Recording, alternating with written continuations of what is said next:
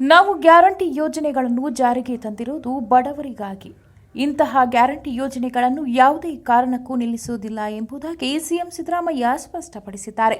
ಶಾಸಕ ಬಾಲಕೃಷ್ಣ ಅವರು ಲೋಕಸಭಾ ಚುನಾವಣೆಯಲ್ಲಿ ಕಾಂಗ್ರೆಸ್ ಗೆದ್ದರೆ ಮಾತ್ರವೇ ಗ್ಯಾರಂಟಿ ಯೋಜನೆ ಮುಂದುವರಿಯಲಿದೆ, ಇಲ್ಲವಾದಲ್ಲಿ ನಿಲ್ಲಲಿದೆ ಎಂಬುದಾಗಿ ವಿವಾದಾತ್ಮಕ ಹೇಳಿಕೆ ನೀಡಿದ್ದರು. ಇಂದು ಬಾಲಕೃಷ್ಣ ಹೇಳಿಕೆಗೆ ಪ್ರತಿಕ್ರಿಯಿಸಿರುವಂತಹ ಸಿಎಂ ಸಿದ್ದರಾಮಯ್ಯ ಅವರು ಯಾವುದೇ ಕಾರಣಕ್ಕೂ ಗ್ಯಾರಂಟಿ ಯೋಜನೆಗಳನ್ನು ನಿಲ್ಲಿಸುವುದಿಲ್ಲ.